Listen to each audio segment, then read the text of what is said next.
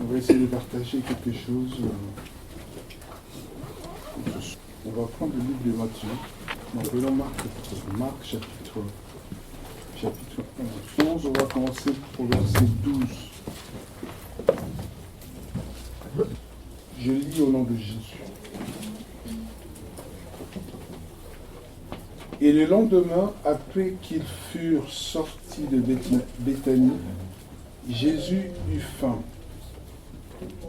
Apercevant de loin un figuier qui avait des feuilles, il alla voir s'il y trouverait quelque chose. Mais s'en étant approché, il ne trouva que de feuilles, car ce n'était pas la saison des figues. Jésus, prenant la parole, dit au figuier que jamais personne ne mange de ton fruit. Et les disciples l'entendirent. On va aller au verset 20. Et le matin, en passant, les disciples virent le figuier séché jusqu'aux racines. Alléluia. On va essayer, c'est une parabole que nous connaissons tous. Qu'est-ce qu'on va partager là-dessus par rapport à ce passage? Nous voyons que Jésus, on nous dit qu'il se promenait avec ses disciples et il avait eu faim. Il avait faim. Et de loin, il voit un figuier. Et il va s'approcher de ce figuier dans l'espoir de trouver quelques fruits pour pouvoir les manger. Alléluia. Mais quand il arrive, il trouve que le figuier n'avait que de feuilles. Il n'y avait pas de figues dessus. Et il va maudire ce figuier qui va sécher. Alléluia. Mais ce qui est intéressant dans ce passage, dans cette histoire, quand on lit au verset 13, apercevant de loin un figuier qui avait des feuilles, il alla voir s'il trouverait quelque chose. Puis, s'en étant approché, il ne trouva que des feuilles. Et la phrase qui m'intéresse le plus, c'est ce qui va suivre. Car ce n'était pas la saison des figues. Alléluia. Donc, qu'est-ce qu'on comprend par là? Jésus, qui voit un arbre qu'on appelle le figuier, mais il va s'intéresser à cet arbre pour pouvoir cueillir ses fruits. Il va s'approcher de l'arbre, il va trouver qu'il n'y a pas de figue dessus, il va maudire la plante.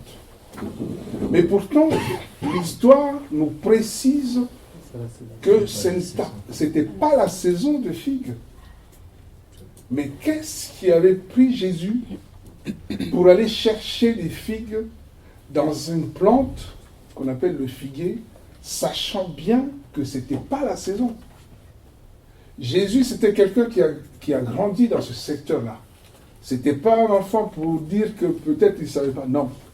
Il connaissait bien les saisons, il connaissait bien les plantes. À l'âge qu'il avait, il connaissait tout de ces plantes-là. Il savait ce que c'était, quelles étaient les saisons de telle ou telle autre plante. Mais Jésus va partir chercher des figues sur un arbre dont il savait très bien que ce n'était pas la saison pour cet arbre-là de porter des fruits. Et le fait de ne pas trouver les figues dessus va énerver le Seigneur au point de maudire cet arbre. Alléluia. Amen. J'ai envie de dire pauvre plante. Alléluia. Pourtant, ce n'était pas la saison pour cet arbre-là de porter des fruits. Mais pourquoi le Seigneur va s'emporter, va être irrité au point de maudire cet arbre? Et quand il va le maudire, la Bible nous dit au verset 20 qu'à leur retour, puisqu'ils étaient de passage, et quand ils vont revenir sur le même chemin, les apôtres vont s'apercevoir que l'arbre a séché jusqu'aux racines. Et dans la suite, vous allez voir que Pierre va s'approcher, puisque lui, c'était son caractère. C'est lui qui va s'approcher du Seigneur pour dire, Seigneur, il va lui faire remarquer, regarde un peu. Et le Seigneur savait bien. Alléluia. L'arbre va sécher. qu'est-ce qu'on peut comprendre là-dessus? Alléluia. Amen.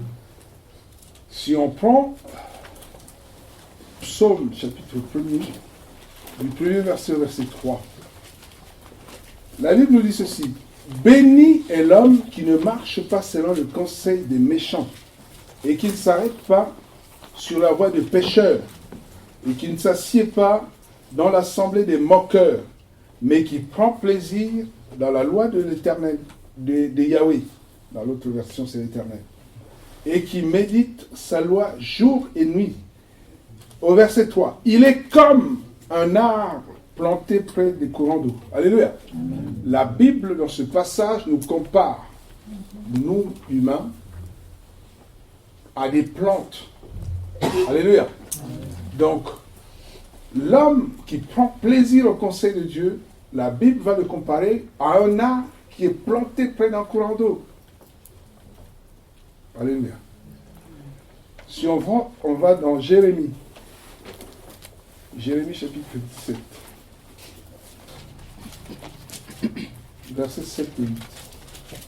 La Bible dit ceci: béni soit l'homme qui se confie en Yahweh et dont Yahweh est l'espérance, car il sera comme un arbre planté près des eaux.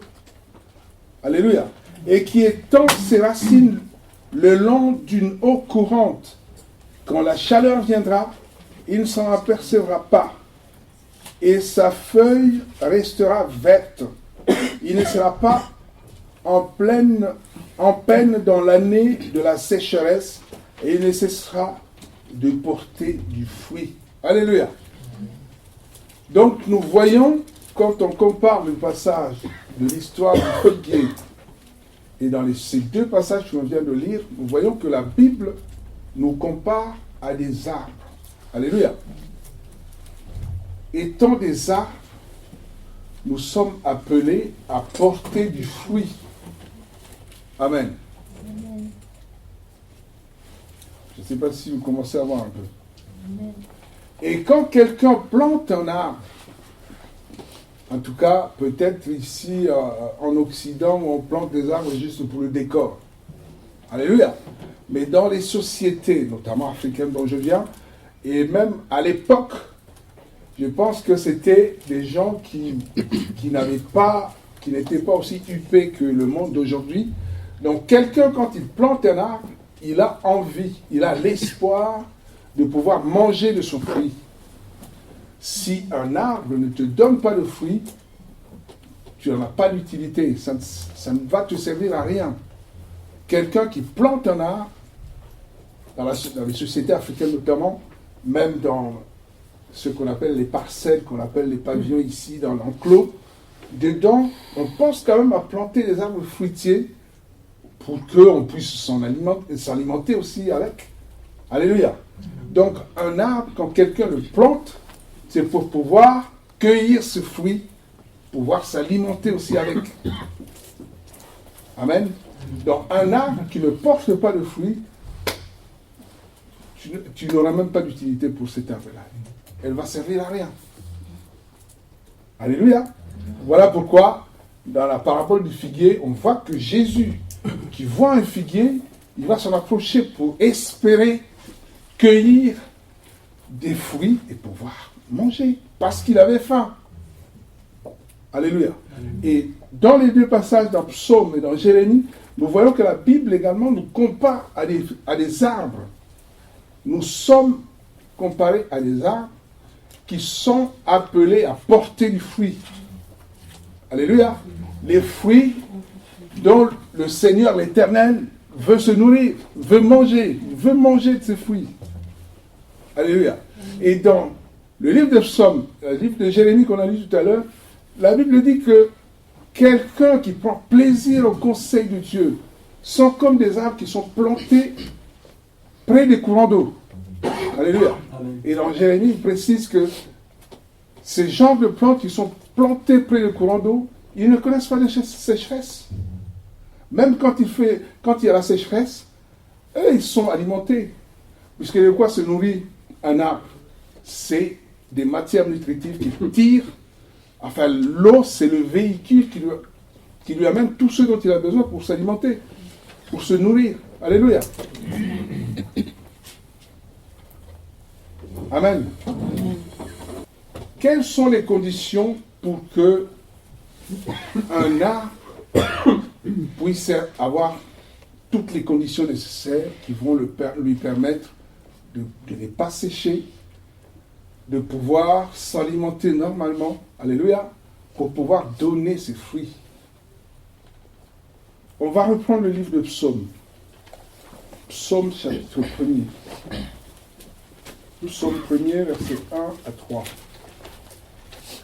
Béni est l'homme qui ne marche pas selon le conseil des méchants et qui ne s'arrête pas sur la voie des pécheurs, qui ne s'assied pas dans l'assemblée des moqueurs, mais qui prend plaisir dans la loi de Yahweh et qui médite sa loi jour et nuit.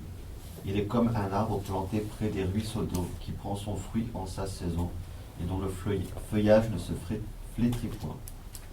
Et ainsi tout ce qu'il fera réussira. Alléluia. Nous voyons ici, il y a 3 étapes.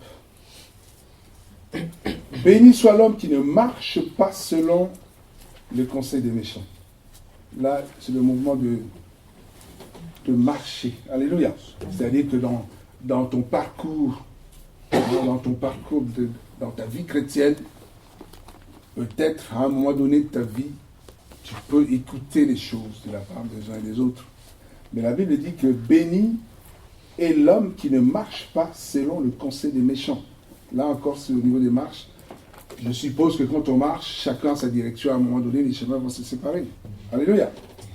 Deuxième étape, qui ne s'assied pas, non, qui ne s'arrête pas sur la voie des pécheurs. Puisque quand on était en train de marcher, bon, je suppose que ça va durer un temps relativement court pour que, bon, peut-être à un moment, les chemins vont se séparer. Mais quand on s'arrête à un moment donné, c'est que, quelque part, on veut un peu approfondir la conversation. Hein? Qui ne s'arrête pas sur la voie des pécheurs. Puisque là, la première étape, c'était l'étape de marcher sur le conseil des méchants.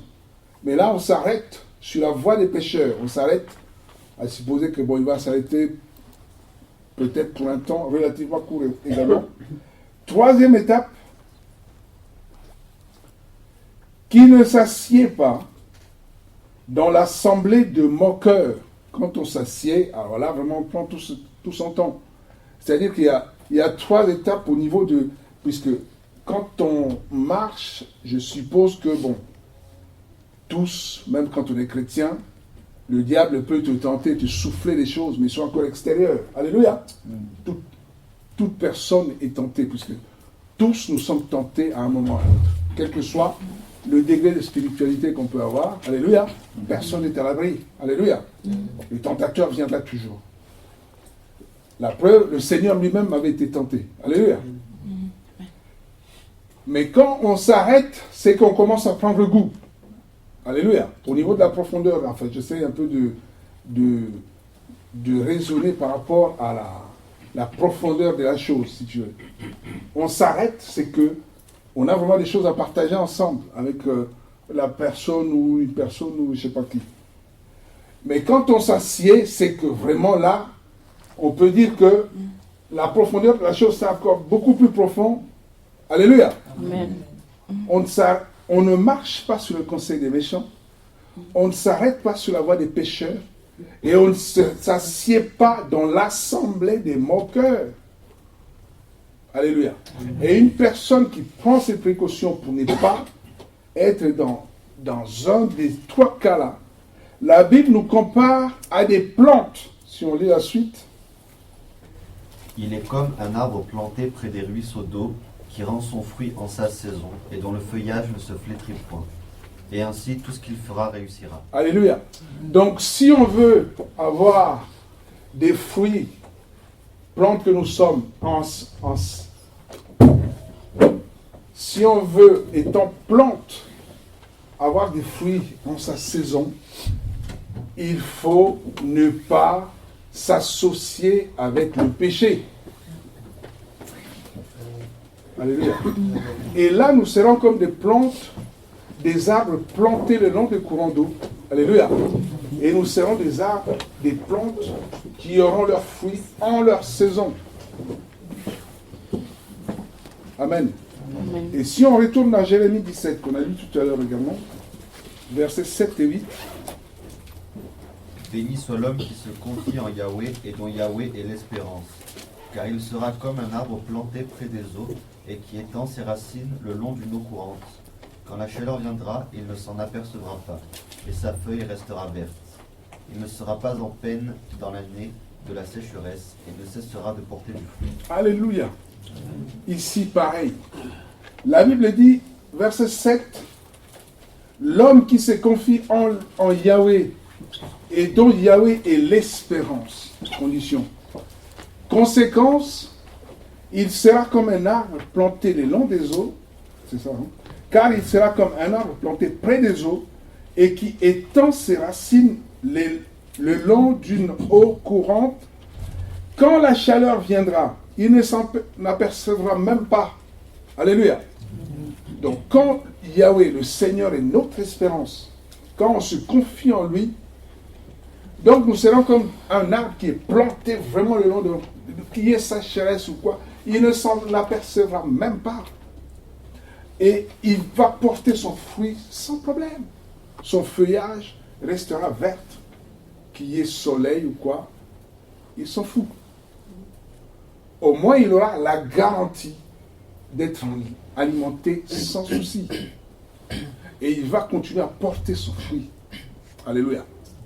Donc, plante, arbre que nous sommes, comme la Bible nous compare, nous sommes appelés, donc l'eau dont on doit se nourrir, les plantes que nous sommes, c'est la parole de Dieu.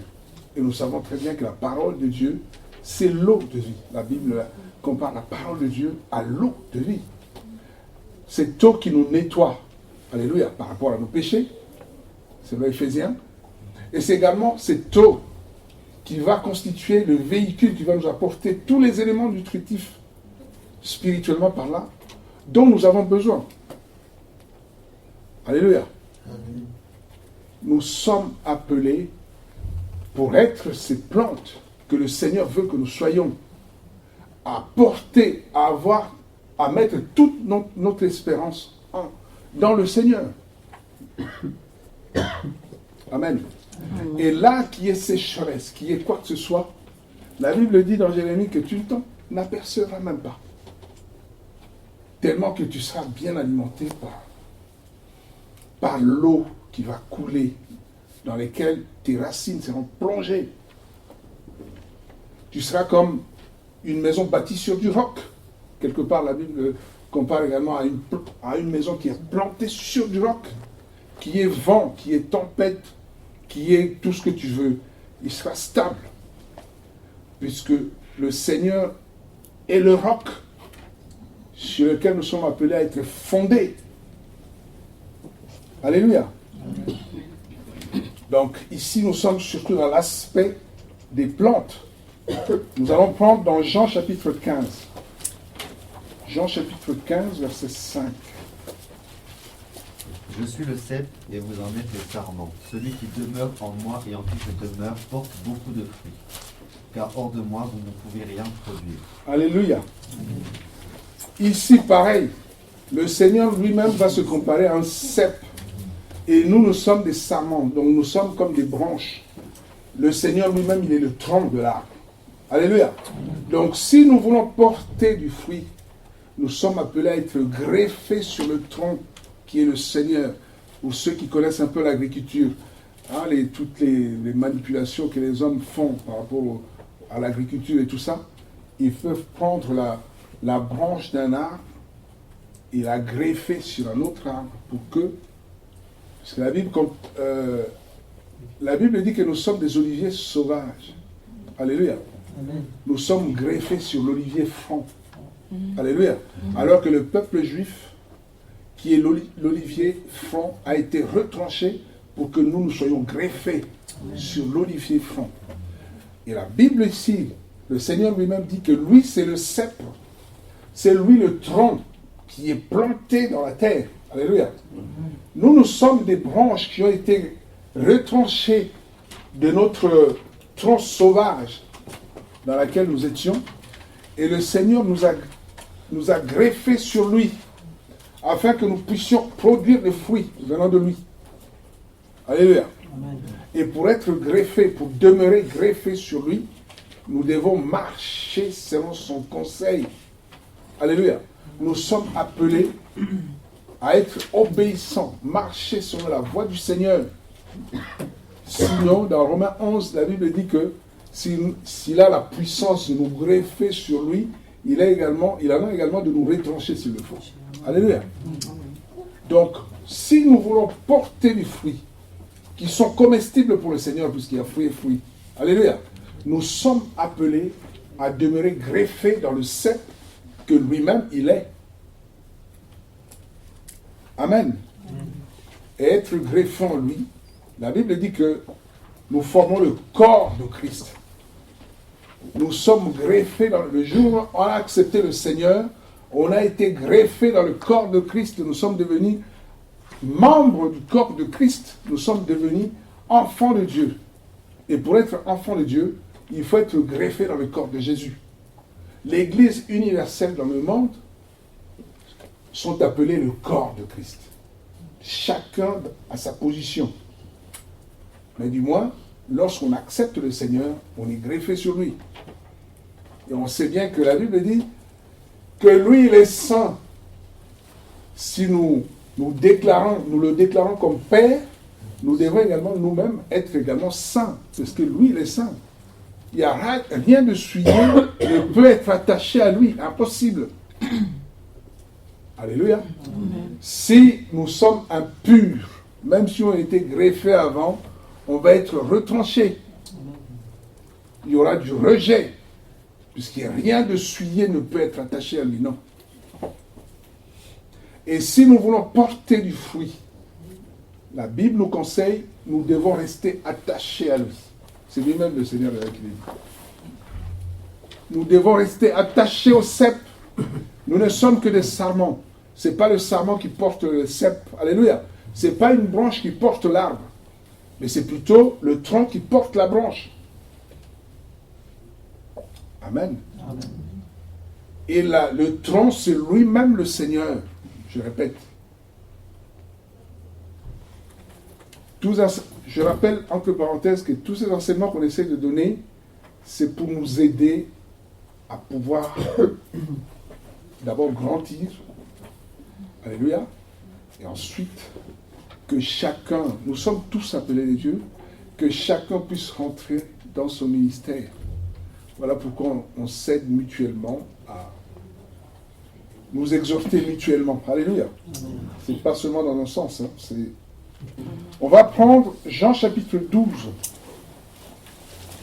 verset 24.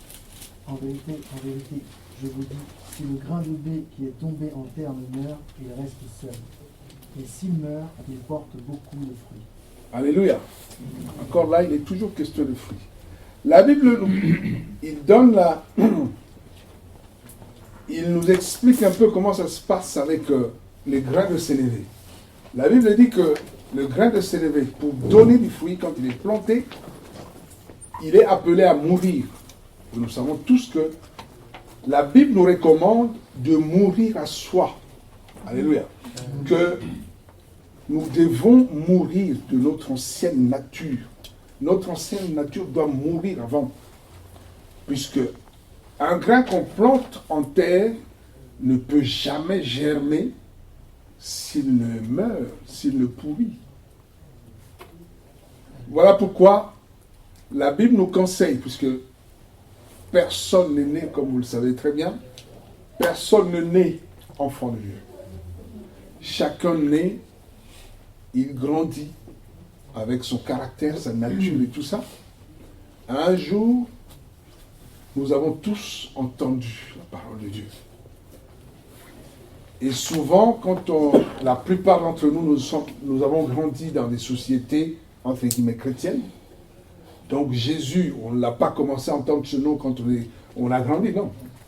Pour beaucoup d'entre nous, on était encore tout petits. On connaissait ce nom-là. Mais jamais on s'y est intéressé. Alléluia. Amen. Mais un jour, ce même nom a pénétré à l'intérieur de nos cœurs, on l'a ressenti d'une autre manière, qui était toute nouvelle pour beaucoup d'entre nous. Alléluia. Personnellement, je me souviens, quand j'ai commencé à entrer en contact avec des groupes de prière qu'on appelait à l'époque les groupes de réveil et tout ça, il y a quelque chose qui m'a surpris. J'ai commencé, chaque fois qu'il prononçait le nom de Jésus, ça résonnait autrement dans mes oreilles et même dans mon cœur. Pourtant, c'est un nom que je connaissais. J'étais chrétien, baptisé tout bébé. Alléluia. J'ai étudié dans les écoles des catholiques et tout ça. J'ai grandi dans ça. Je connaissais Jésus, toutes les histoires de la Bible, je connaissais. Mais quelque chose qui a frappé mes oreilles, qui a frappé vraiment mon attention, c'est que le nom de Jésus, je l'entendais que ces frères-là, ils le prononçaient d'une autre manière. Et quand ils prononçaient ce nom-là, ça résonnait autrement dans mes oreilles. Pourtant, c'est le même nom que je connaissais. Alléluia. Ce qui a fait que, quand la Bible, on la lisait, le nom de Jésus, on l'entendait, on l'écoutait, tout ça. On connaissait qui était Jésus. Toute l'histoire de Jésus, on la connaissait par cœur.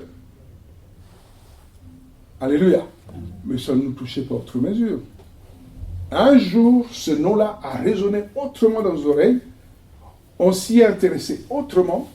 Ce qui a fait que toi et moi, aujourd'hui, on peut se déplacer. Peut-être on vient du travail, mais on se donne la peine de venir quand même écouter ce même message de la Bible que tu lis tous les jours. Tu te donnes. C'est qu'il y a quelque chose qui s'est passé dans nos vies.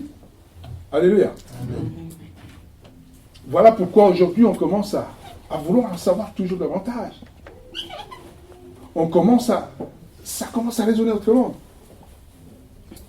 Alléluia.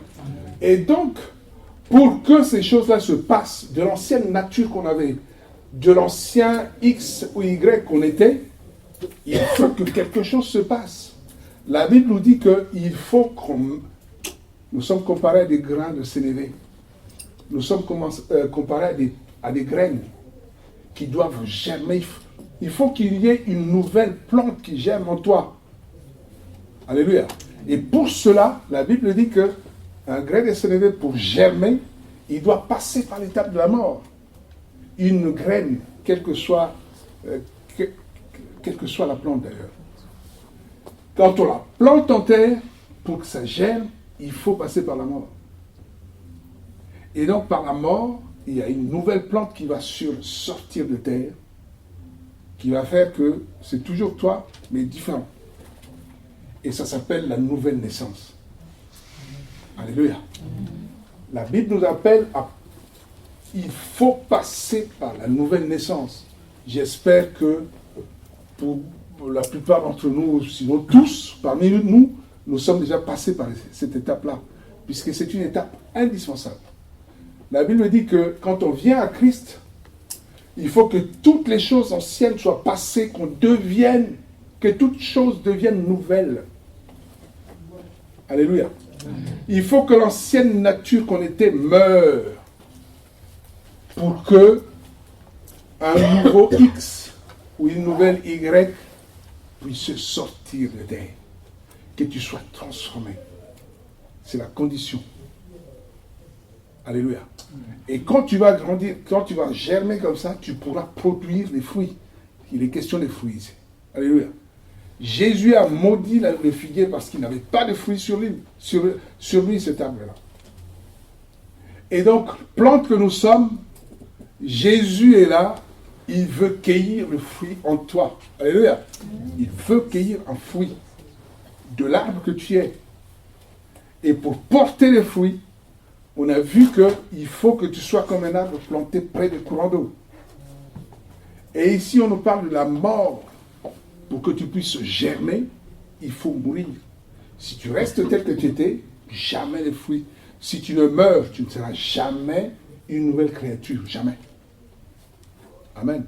Et si tu ne deviens jamais une nouvelle créature, c'est que tu ne porteras jamais de fruits que le Seigneur veut cueillir en toi. Tu ne les porteras jamais.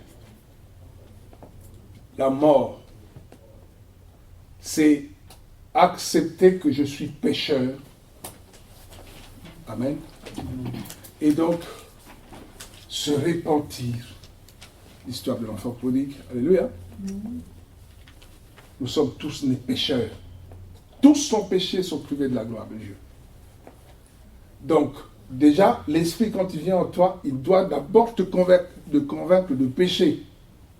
Si tu dis que tu n'as jamais péché, tu fais Dieu menteur. Alléluia. Et si tu dis que tu n'as pas péché, tu n'as pas de péché, tu ne vas jamais te repentir, puisque celui qui se repent, c'est seulement celui qui se reconnaît qu'il a péché, qu'il est pécheur. Et quand tu humilies devant Dieu, accepter que tu es pécheur, c'est là que tu peux demander pardon à Dieu. Et la Bible dit qu'il est disposé pour nous pardonner. Alléluia. Il est disposé. Et il est venu, s'il est mort à la croix, c'est pour ça d'ailleurs. Il veut tous nous sauver. La volonté de Dieu est que tous les hommes soient sauvés. Mais pour être sauvé, il faut passer par l'étape de la repentance. Il faut mourir. Quelqu'un qui vient en toute humilité reconnaître, méditer l'histoire de l'enfant prodigue.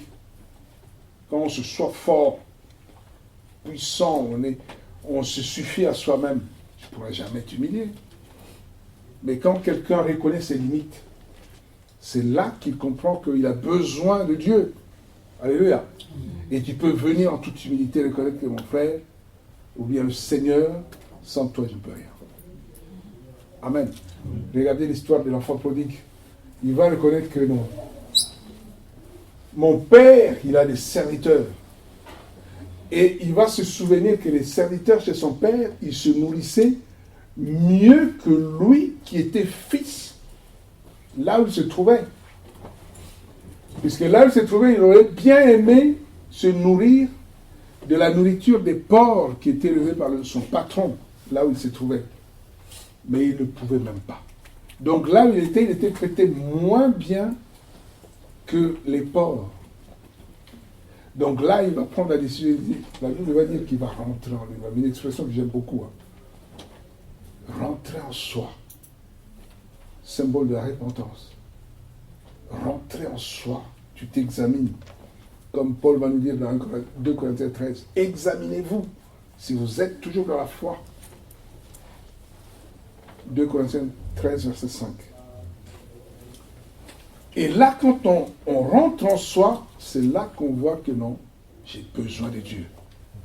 Et là, quand quelqu'un, il s'auto-examine comme ça, il prend la résolution. Alors dans ce cas-là, plus rien ne va l'arrêter. Il dit, je rentre chez mon Père. Peu importe ce qui va arriver, je suis prêt à supporter même s'il va me punir ou pas. Moi, je rentre chez papa. Alléluia. Et souvent, quand on rentre comme ça, on est beaucoup plus agréablement surpris parce que ceux qui pensaient, puisqu'ils essayaient de s'imaginer un peu le film, comment son père va l'accueillir, mais il va être surpris de trouver que, mais, on dirait comme depuis son départ, comme si le papa avait porté le deuil de son fils. Alléluia.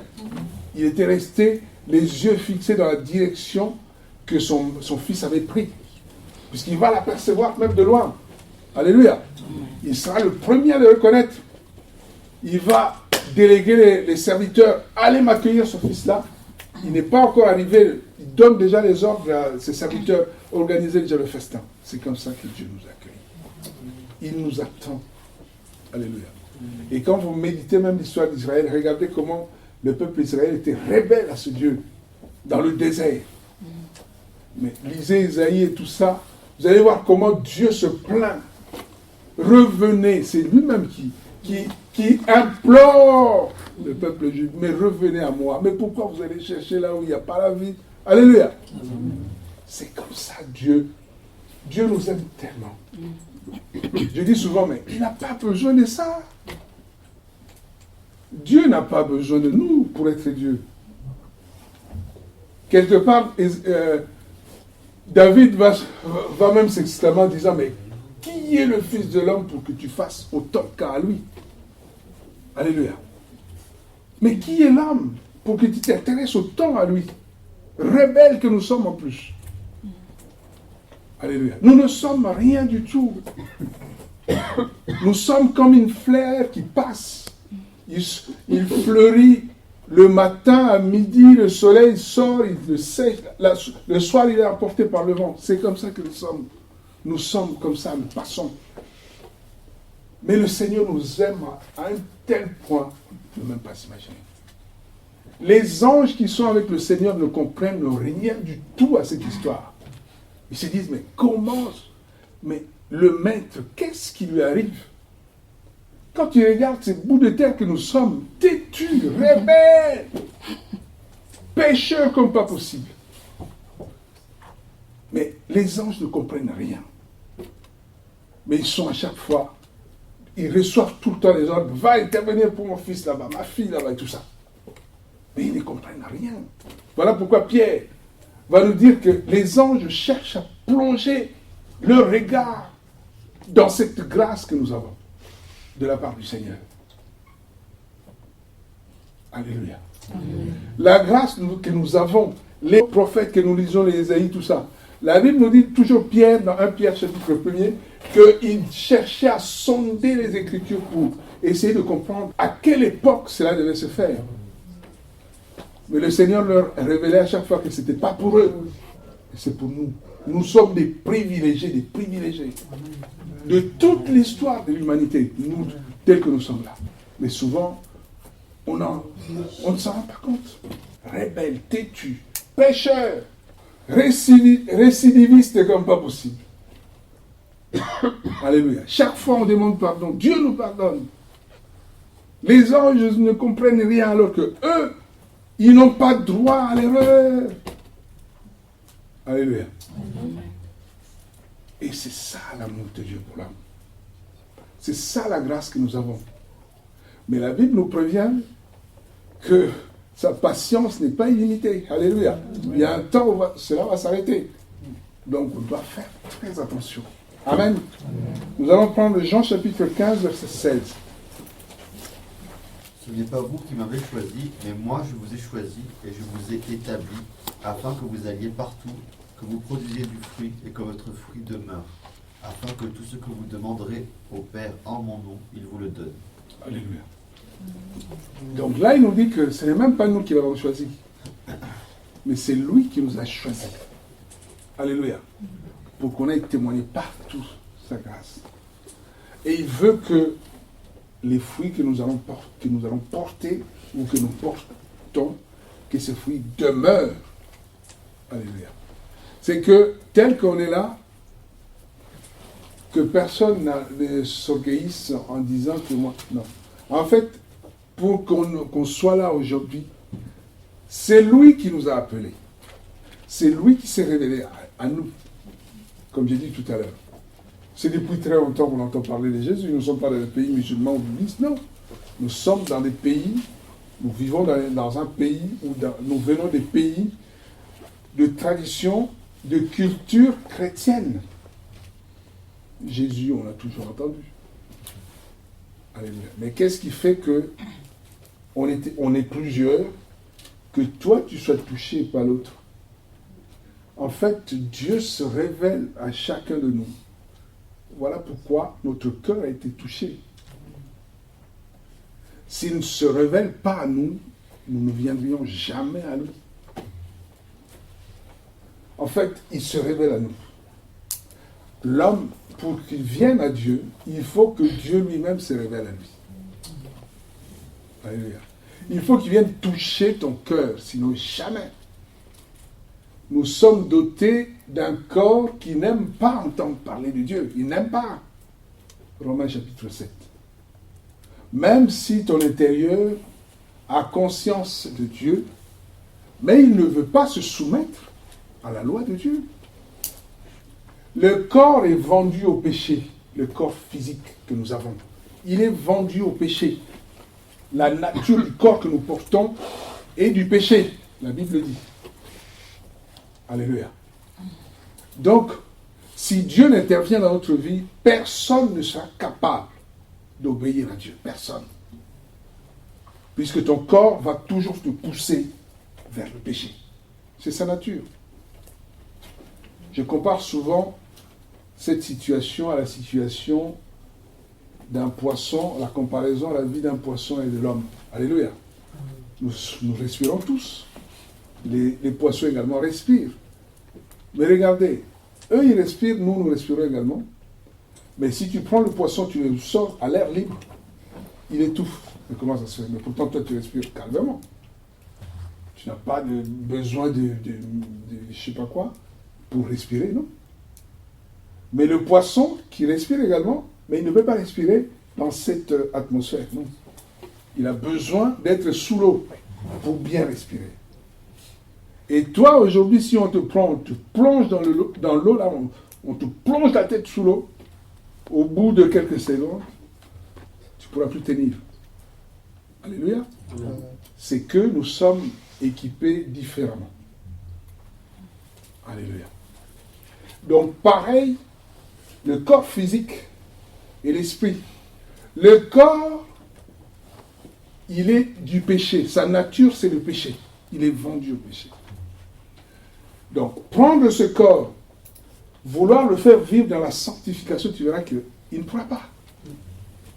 Prends quelqu'un qui ne connaît pas encore le Seigneur, lui demander de vivre dans la sanctification. Impossible. Alléluia. Il va trouver que non, c'est pas ça la vie. Et on ne meurt qu'une fois, on ne vit qu'une seule fois, donc il faut bien en profiter. Alléluia. Leur logique, c'est ça. Amen. Mais la Bible nous demande que si on vient à lui, il faut qu'on revête la nature divine. Et la nature de Dieu, c'est la sanctification. Voilà pourquoi Jésus pouvait dire, dans Jean chapitre 8, quand la discussion avec les pharisiens, concernant son âge, quand on lui demandait, mais toi tu n'as pas 50 ans, tu dis que tu as vu Abraham. Alléluia. Un peu plus bas, Jésus a dit, mais lequel parmi vous me convaincra de péché? Qui est-ce qui peut me convaincre de péché? C'est impossible. Puisque la nature de Jésus, c'était sa divinité, c'est la sanctification. La nature de Jésus, c'est la sainteté. Amen. Il dit, mais c'est impossible. Je ne peux pas vivre dans le péché, ce n'est pas ma nature. Pareil, l'homme, comme nous sommes dotés de ce corps, depuis la chute d'Adam, le corps est lié au péché. Si vous méditez Romains chapitre 8, à partir du verset 15 jusqu'au plus bas, Paul s'exprime et dit, de l'intérieur, je connais Dieu. Je prends plaisir à la parole de Dieu, de l'homme intérieur. Mais quand je veux faire le bien, je vois que c'est le péché qui est attaché à moi. C'est que de l'homme intérieur, je connais Dieu, je veux faire le bien, mais dans mes membres, je vois que je suis lié au péché. Voilà pourquoi il va s'exclamer à la fin, qui me délivrera de ce corps de péché. Alléluia. Et le seul à venir nous délivrer, c'est Jésus.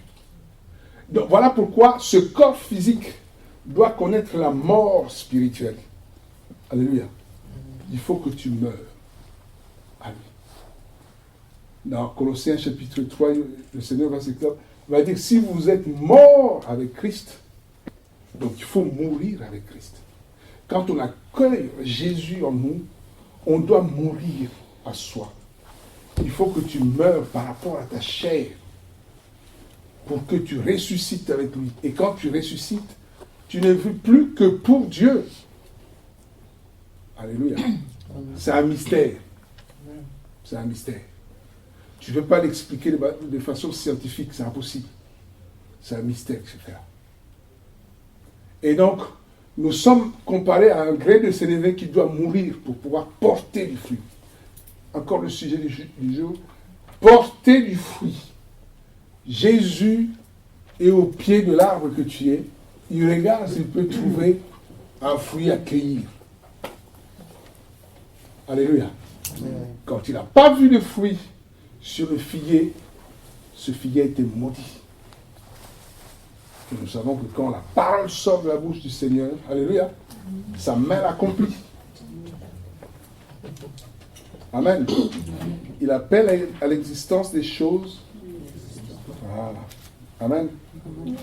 Apocalypse chapitre 22. Au verset 2.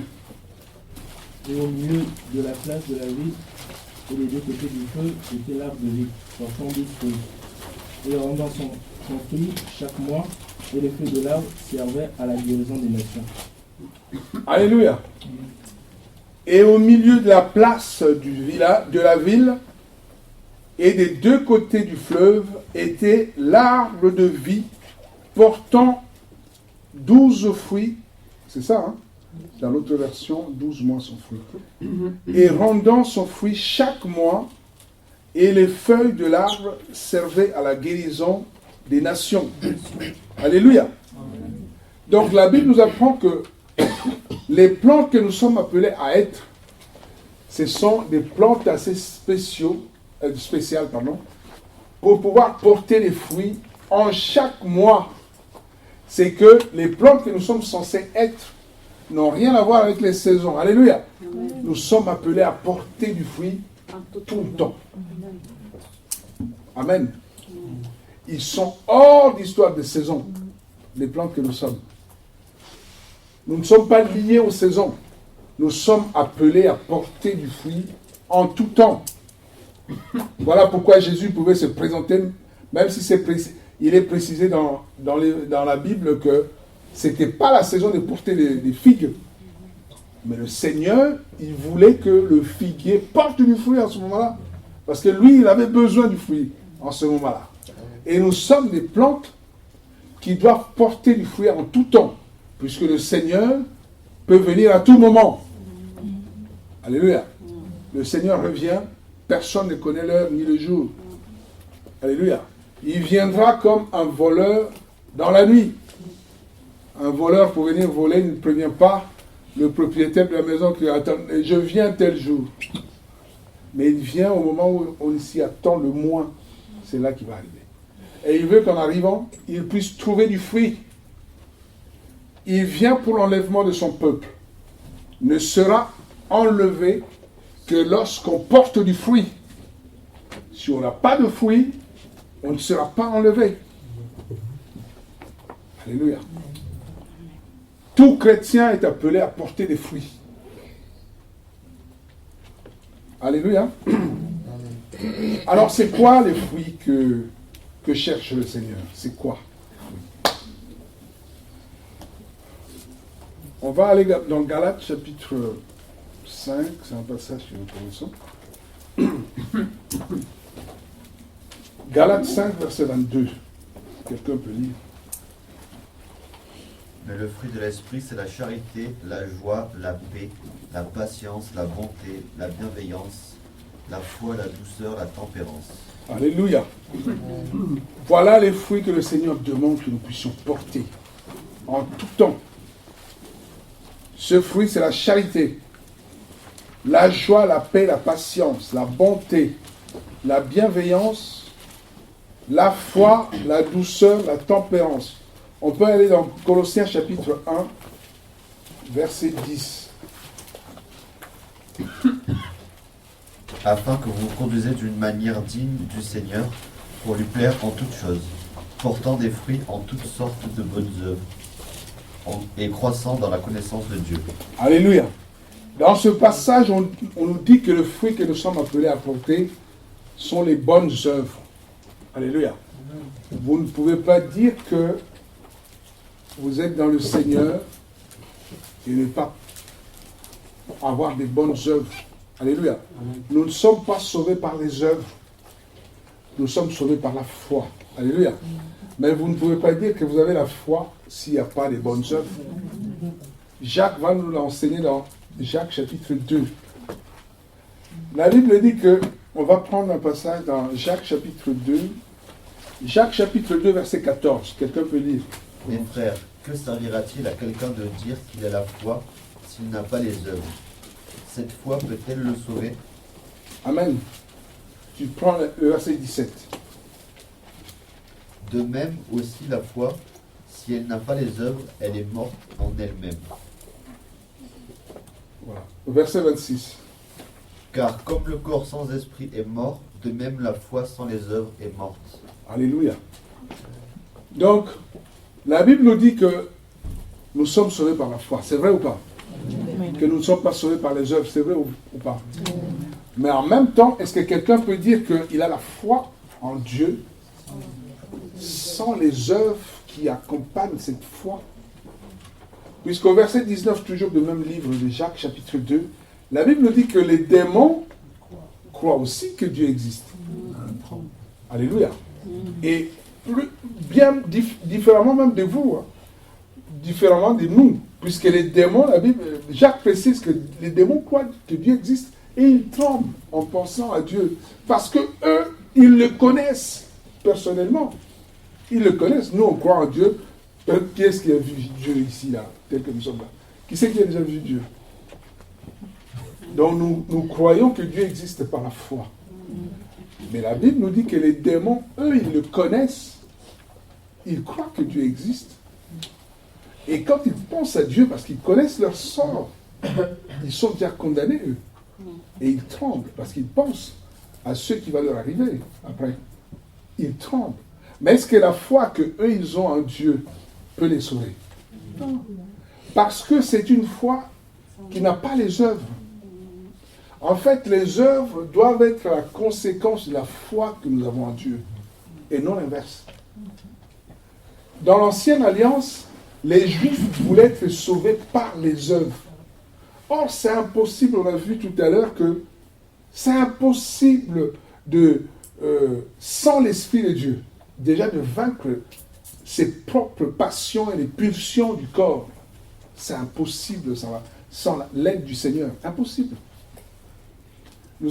J'ai dit tout à l'heure que le corps de l'homme est lié au péché. Or, ton corps, c'est toi. Amen. Donc, sans Dieu, impossible.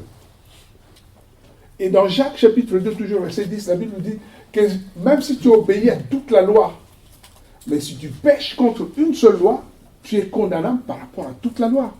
Tu as péché. Et il n'y a pas de petit, il n'y a pas de grand péché. Le péché, c'est le péché. Et quand la Bible nous apprend que pas un seul péché n'entrera au ciel, pas un seul, essayons un peu de s'examiner. Hommes que nous sommes, quand on te dit que pas un seul, pas au petit ou grand, non, il n'y a pas de distinction entre le péché. Le péché. Et pas un seul n'entrera au ciel. Essayons un peu de nous voir, chacun se connaît. C'est comme un seul obstacle, la barre est à 5 mètres. Donc toi-même tu te vois, tu regardes même là au niveau du plafond là. Déjà même toucher, rien que toucher du doigt. Je pense que tel que nous sommes là, il n'y a pas de grands athlètes hein, déjà. Donc déjà, je dis que c'est impossible. En tout cas pour moi c'est impossible. Alors lequel parmi nous, nous sommes tous humains? Hein, on n'est pas des extraterrestres et tout ça, on se connaît tous, nous sommes de la même nature. Quand on dit que pas un seul péché n'entrera au ciel, et pourtant si nous sommes là, nous cherchons quand même comment faire pour pouvoir y arriver.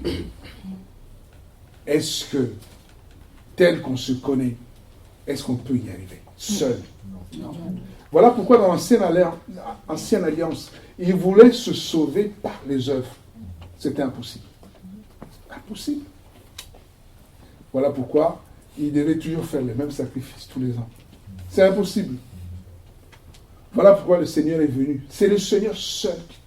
Voilà pourquoi il va dire, nous, dans Éphésiens chapitre 2, verset 10, verset 8, nous sommes sauvés par grâce. Nous sommes sauvés par grâce. Sinon, personne ne peut être sauvé. L'obstacle est tellement haut que personne n'est capable de le sauver. De le sauter, impossible. Franchir cette zone. Personne. Si ce n'est par l'aide du Seigneur. Voilà pourquoi nous sommes sauvés par grâce.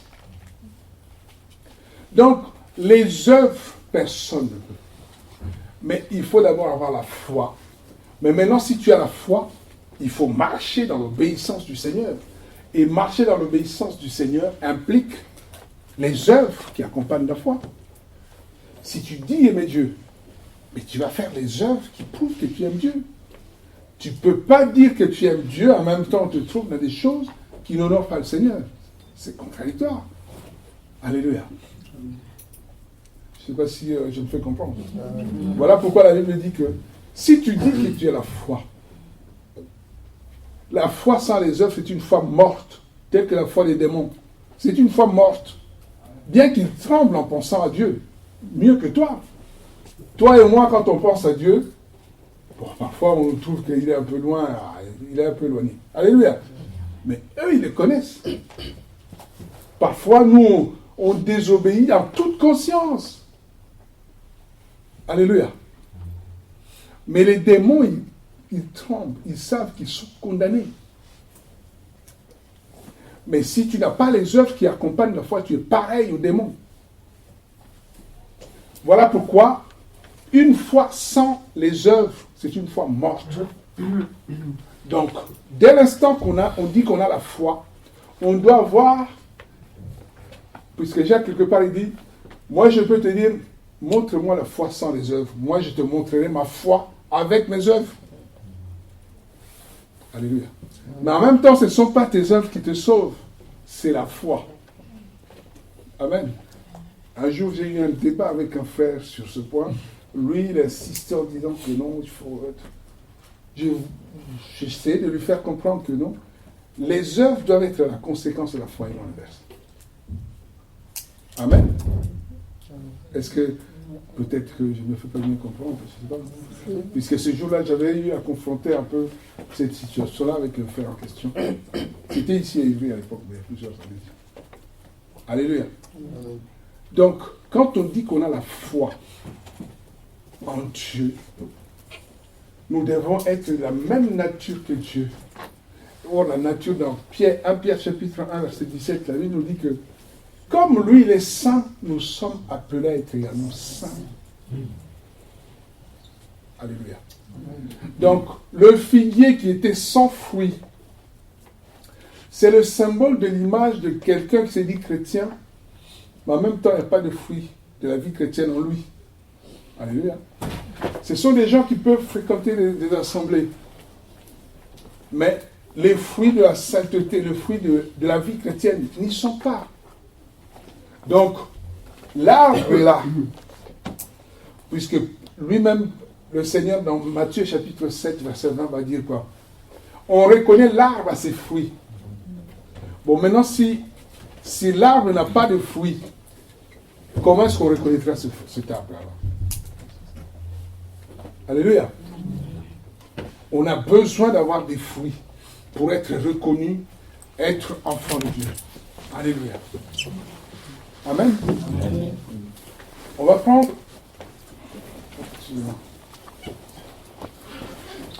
Hébreux, chapitre 13, verset 5.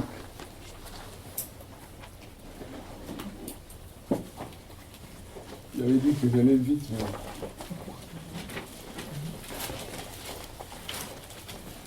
Hébreux 13, au verset 5. Que votre conduite soit sans avarice, étant content de ce que vous avez présentement. Car lui-même a dit, je ne te délaisserai pas et je ne t'abandonnerai pas. Non, verset 15. Offrons donc par lui sans cesse à Dieu un sacrifice de louange, c'est-à-dire le fruit des lèvres en confessant son nom. Alléluia. Donc, le fruit que le Seigneur veut avoir accueillir en nous également, c'est le fruit de la louange. Alléluia. Qui confesse son nom. Dans nos bouches, dans notre louange, il veut, dans la prière de tous les jours, il veut cueillir ce fruit-là, de l'adoration du Seigneur. Amen. Romains chapitre 6. Comme c'est un enseignement, je suis obligé de donner tous les passages que j'avais prévus. Romains chapitre 6, verset 22. Mais maintenant que vous êtes affranchis du péché et asservis à Dieu, vous avez pour fruit la sanctification et pour fin la vie éternelle. Allez, on peut s'arrêter là. Donc, le fruit de la sanctification que le Seigneur veut voir en nous, comme j'ai dit tout à l'heure. Nous devons porter une nature sainte. Nous devons être de la nature de Dieu, c'est la sainteté. Il veut également voir en nous ce fruit-là de la sanctification. Amen. Amen. Et puis 2 Corinthiens chapitre 9. Quelqu'un d'autre peut préparer également Philippiens chapitre 4, verset 17. On commence par 2 Corinthiens chapitre 9, verset 10. Que celui qui fournit de la semence au semeur veuille aussi vous donner du pain à manger, multiplier votre semence et augmenter les revenus de votre justice.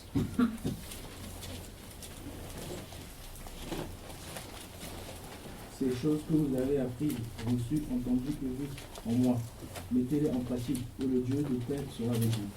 Alléluia. Dans ces deux passages, nous voyons que le fruit que le Seigneur également, 2 Corinthiens chapitre 9, Verset 10. verset. Et le deuxième, Philippiens chapitre 4, verset 17. merci. Donc le fruit de la libéralité. Alléluia. Il veut également voir en nous cette libéralité. L'action de pouvoir s'aimer dans l'œuvre du Seigneur, soutenir l'œuvre de Dieu. Alléluia. C'est lui qui donne la sémence au semeur. Alléluia. Il veut également voir ce fruit-là en nous. Puisque contrairement à ces bons fruits, il y a également des mauvais fruits qui existent. Alléluia. Notamment Galates chapitre 5, 19 à 21. Bon, ça, on peut trouver en commun tout ça. Romains 6, verset 22, à la fin du verset. Romains 6. Tu peux lire Romains 6, 22.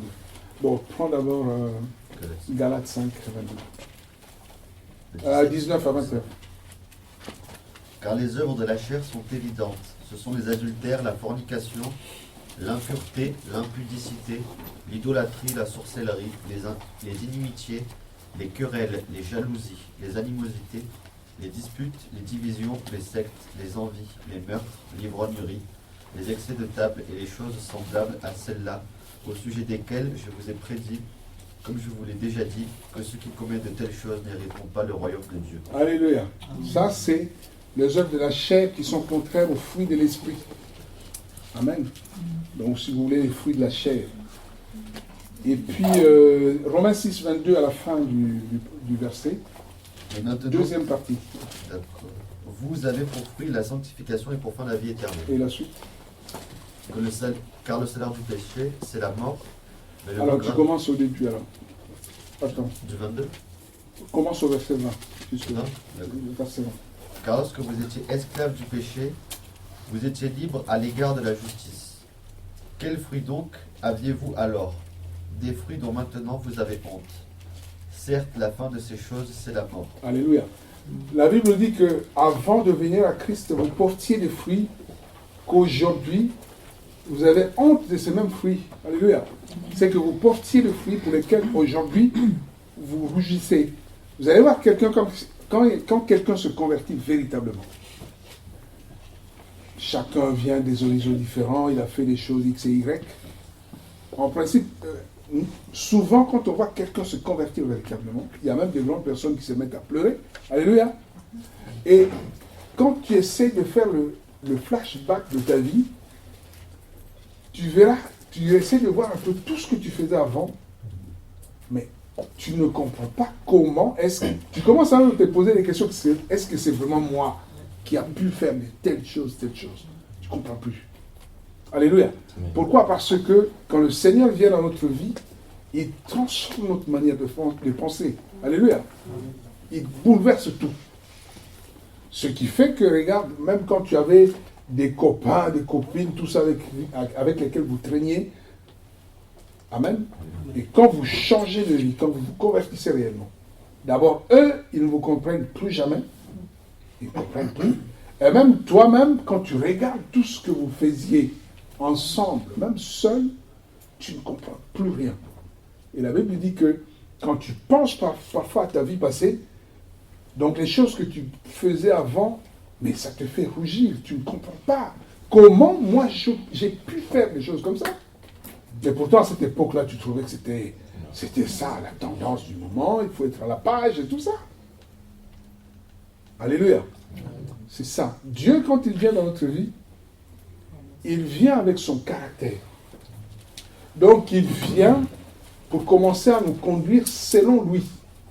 Il nous aide à commencer à voir les choses comme lui, il les voit. Alléluia. Voilà pourquoi les choses que vous faisiez qui étaient à l'époque, vous trouviez vraiment bon. Aujourd'hui, si vous êtes réellement converti, vous en avez honte. Donc on ne peut même plus jamais vous trouver là-dedans. Alléluia. Voilà pourquoi la Bible appelle les gens qui ne connaissent pas le Seigneur, il les appelle les hommes animaux. Puisque c'est ce qui caractérise la différence entre un homme et un animal n'a pas honte.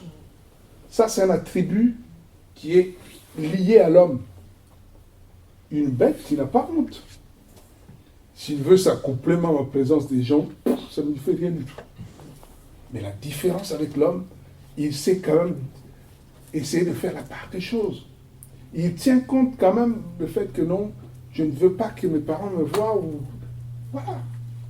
Mais quand quelqu'un est dans le monde complètement fouillé dedans, en tout cas, pour les gens qui viennent de nos sociétés, par exemple, africaines et tout ça, on arrive en Europe, on est choqué de voir, mais comment est-ce que... C'est terrible. C'est vrai qu'il y a du mal partout, hein. Mais en tout cas, sur cet aspect-là, on ne comprend rien du tout. Et à la lune où vont les choses, je dis souvent, on va commencer à trouver les gens s'accoupler dans la rue. Il ne manque plus que ça. Parce que comment comprendre dans un métro, vous êtes collés les uns aux autres, mais des gens qui vivent comme s'ils ne voyaient personne, comme ils étaient seuls. C'est pas possible. Alléluia. Et on trouve que non, c'est la tendance. Non, on peut être homosexuel, c'est normal. C'est maintenant à la mode, hein. Les vedettes, tout ce qu'il y a comme vedettes de showbiz. Donc, tous ils sont dedans. Et puis, c'est tendance aujourd'hui. La Bible appelle ces genres de personnes des hommes animaux. Donc, il n'y a plus de différence. Alléluia. Donc, Satan les amène dans une telle perversion, c'est comme s'il n'y a plus de sens humain, rien. Alléluia. Donc, quelqu'un qui s'est converti réellement, quand il change la métanoïa, donc changement de mentalité, automatiquement, il est révulsé par ce que lui-même, il faisait avant. Maintenant, il est même plus choqué que les autres. Surtout quand il pense que c'est lui-même qui faisait ça. Alléluia. Et comme l'Esprit vient nous convaincre du péché, et du coup, tu as maintenant la conscience de la réalité de ce qu'on appelle l'enfer. Et du coup, tu commences à te poser la question, mais si j'étais mort en ce moment-là, où est-ce que j'irais? Et du coup, quand tu vois que c'est comme si quelqu'un qui vient de louper, comme on dit, hein, comme il vient de louper de justesse à une catastrophe. Parce qu'il n'y a pas pire catastrophe que se retrouver en enfer. Et donc tu dis, mais c'est comme quelqu'un, un funambule, qui était sur un fil.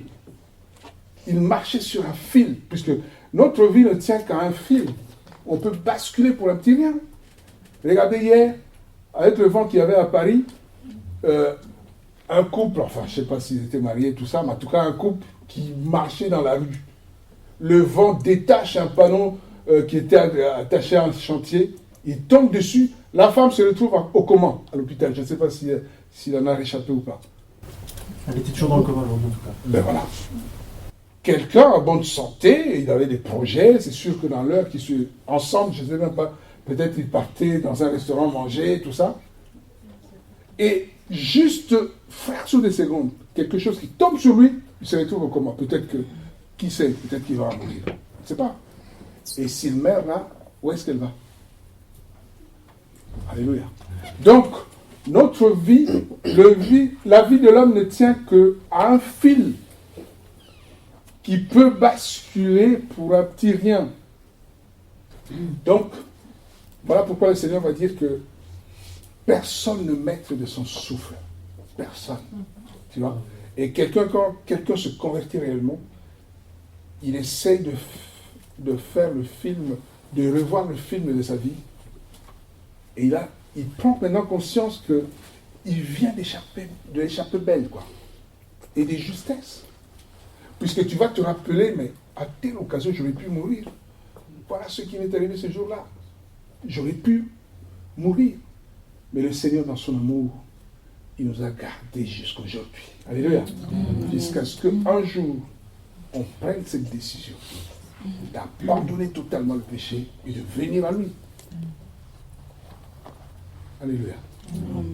Le but ultime de la vie, de cette vie que nous sommes. Donc en fait, nous sommes dans une période comme une période d'examen.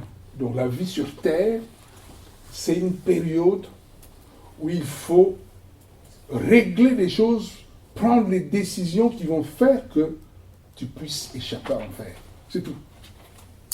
Voilà pourquoi, dans Matthieu, il est dit quelque part, mais à quoi servirait-il à l'homme de gagner le monde entier s'il perdait son âme? Tu peux tout avoir dans la vie. Alléluia. Les biens matériels, c'est de la terre, ça va rester sur la terre. Alléluia. Le jour où on s'est retrouvé, on s'est surpris sur cette terre, puisque personne parmi nous n'a cherché à venir sur cette terre. Nous nous sommes découverts sur la terre. Alléluia. Le jour où tu as commencé à avoir la connaissance, tu t'es vu sur la terre avec tes parents. Donc, personne n'a cherché à venir sur la terre. Et le jour où nous sommes venus, personne n'a amené avec lui quelque chose, rien. Ni vêtements, ni quoi, rien. Alléluia. Nous sommes nés nus, la Bible dit. Même les grands rois, ils sont sortis du ventre de leur maman, nus. Et le jour où on partira, personne n'apportera quelque chose avec lui. Rien. Tout ce qu'on a ici sur la terre, ça va rester. J'ai jamais vu quelqu'un amener avec lui les milliards qu'il avait. Rien, ça. Les villas, les châteaux, rien, ça reste. Ce sont les autres qui vont en profiter. Alléluia. Ce qui est le plus important, la conscience que le Seigneur cherche à nous faire prendre cette conscience-là, de comprendre que la chose la prioritaire des prioritaires, c'est le royaume de Dieu. Et il va le dire dans Matthieu 6,33, cherchez premièrement le royaume des cieux et sa justice. Tout le reste, c'est des bonus. S'il veut te les donner, s'il veut, il peut te les donner. Mais ce n'est pas ça la priorité. Tu peux mourir. L'histoire de Lazare et de l'homme riche nous enseigne. Alléluia. C'est lui qui avait l'opulence, il avait tous les biens, il était riche. Il s'est retrouvé en enfer. Puisque la vie sur cette terre, même si tu vis 100 ans, encore qu'à cet âge-là, quand tu regardes les gens qui ont cet âge-là, ils finissent par des couches et tout ça. Alors, je ne sais pas si ça vaut vraiment le coup, ça vaut vraiment la peine.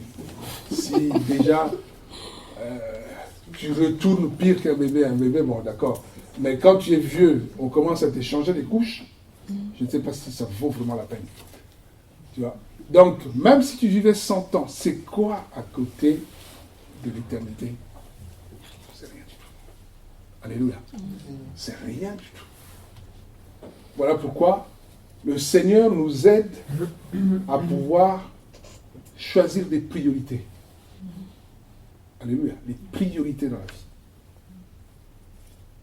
Bien matériel, bon, s'il veut nous les accorder. David va dire que c'est le minimum qui m'intéresse. Si j'ai de quoi manger aujourd'hui, ça me suffit. Alléluia. Puisque l'amour de l'argent est la source de tous les maux. Alléluia. Si tu regardes le monde, tout ce qu'il y a, les guerres et tout ça, le nerf de la guerre, c'est l'argent. Le nerf de la jalousie et tout ça. Si tu regardes bien, le nerf de la guerre, que ce soit entre les nations, les pays, toujours, c'est les richesses, c'est l'argent. C'est les choses de la terre. Alléluia. Mais il faut chercher, alors à tout prix. Voilà pourquoi Paul pouvait dire que je traite durement mon corps. Il était révélé. Il avait compris que rien n'avait de valeur sur cette terre. Rien. D'ailleurs, il cherchait même à aller le plus rapidement possible, aller rejoindre le Seigneur. Puisqu'il dit que s'il fallait choisir, il préférait mourir tout de suite, aller Il était sûr de son salut. C'est ça qu'on appelle l'assurance du salut. Il savait que s'il mourait, il partait rejoindre le Seigneur. Il en était sûr. Voilà pourquoi il dit que j'ai combattu le bon combat. J'ai achevé la course. Je sais que la couronne m'est réservée là-haut. Il était sûr. Est-ce que toi et moi, nous sommes sûrs? Nous sommes si sûrs. Alléluia. Tel que nous sommes là, la mort nous attrape. Est-ce que nous sommes sûrs de là où on va? Chacun se connaît. Alléluia. Amen. Voilà pourquoi il faut vraiment chercher à régler sa vie. Alléluia. Il faut chercher à régler sa vie. C'est vrai qu'on a beaucoup de projets, beaucoup de besoins et tout ça. Mais que cela ne vienne pas altérer ta relation avec le Seigneur. Alléluia. Que cela ne vienne pas boucher, bloquer ta progression avec le Seigneur. Le Seigneur nous veut, il nous aime tellement. Il est tellement jaloux de nous. Mais malgré cet amour, la clé entre nos mains, puisque celui qui veut nous sortir de sa main à lui, c'est nous-mêmes. Le diable ne peut pas. Hein. Quand tu te donnes au Seigneur, il te tient dans la main. Personne ne peut te la vivre entre ses mains. Personne. Mais toi, si. Toi-même, tu peux te retirer. Et dans ce cas, le Seigneur ne peut rien. Il devient impuissant. Quoi qu'il ne soit pas impuissant. Alléluia. Amen. Il est tellement libre. Enfin, il nous laisse tellement libres de nos choix. Mais nous prions toujours, je mets devant toi la vie et la mort. Choisis la vie. C'est un conseil. En même temps, si tu décides délibérément d'aller dans l'autre voie, il ne pourra rien faire. Alléluia. Amen. Matthieu chapitre 7, je ne sais pas si je vais le couper peut-être. Matthieu chapitre 7, versets 16 à 19. Vous les reconnaîtrez à leurs fruits. Cueille-t-on des raisins sur des épines ou des figues sur des chardons? Ainsi, tout bon arbre porte de bons fruits, mais le mauvais arbre porte de mauvais fruits. Un bon arbre ne peut porter de mauvais fruits, ni le mauvais arbre ne peut porter de bons fruits. Tout arbre qui ne porte pas de bons fruits est coupé et jeté au feu. Alléluia. Ça, c'est très important. On reconnaît l'arbre à ses fruits. Puisqu'un bon arbre ne peut pas porter des mauvais fruits, ni un mauvais arbre porter des bons fruits. Non.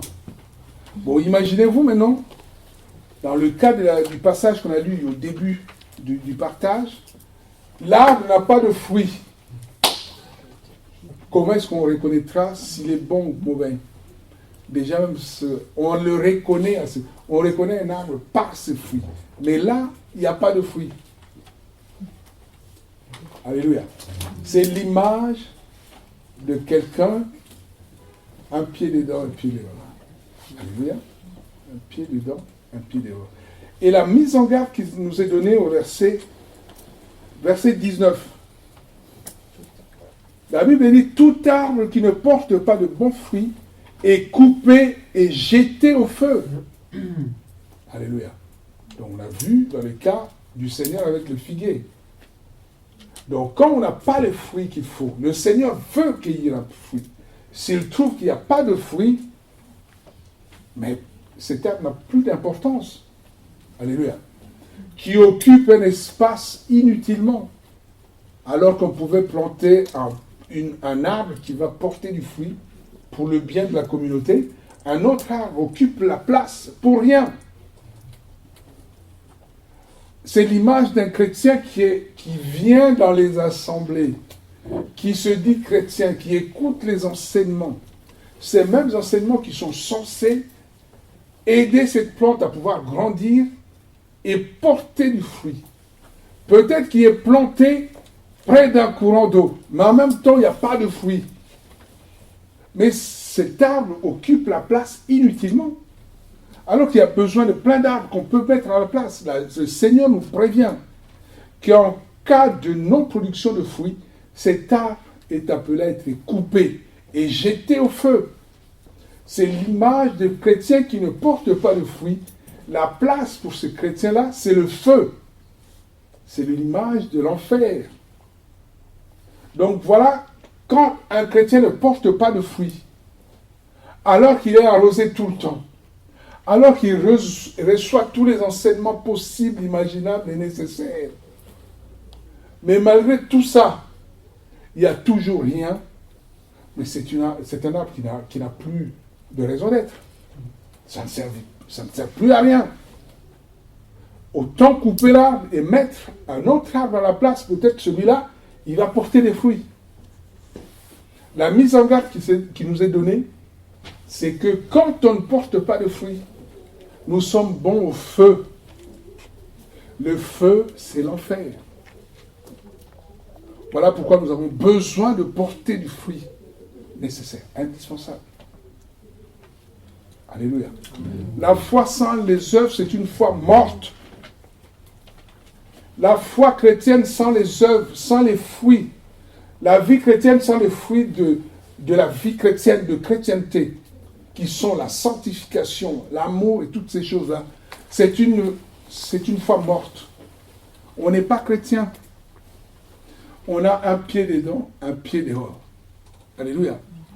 Et ça, c'est le cas d'Élisée qui était confronté au peuple d'Israël en leur demandant, mais jusqu'à quand marcherez-vous à gauche et à droite?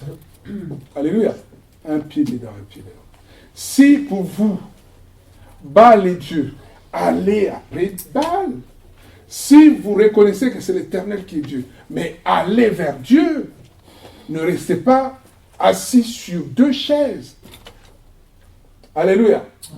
Ou tu es chaud, ou tu es froid. Mais si tu es tiède, ni chaud ni froid, je te vomirai de ma bouche. Nous sommes appelés à porter du fruit. Amen. Amen. S'il est nécessaire d'être élagué pour que des nouvelles branches sortent, qui vont peut-être beaucoup plus porter des fruits, il le faut. Au moins, ça nous épargnera la sanction ultime qui est l'enfer. Amen. Amen. Et on va finir par un passage dans 2 Timothée chapitre 3. 2 Timothée chapitre 3, frère, tu peux commencer au verset...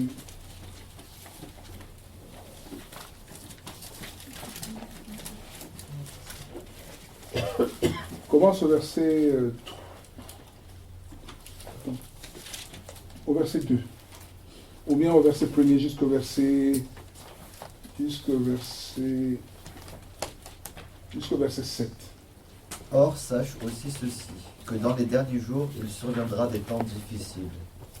Car les hommes seront idolâtres d'eux-mêmes, amis de l'argent, fanfarons, orgueilleux, blasphémateurs, rebelles à leurs parents, ingrats, irréligieux, sans affection naturelle, sans fidélité, calomniateurs, intempérants, cruels, haïssant les gens de bien, traîtres, emportés, enflés d'orgueil, amis des voluptés plutôt qu'amis de Dieu, ayant l'apparence de la piété, mais en ayant renié la force. Éloigne-toi donc de tels gens.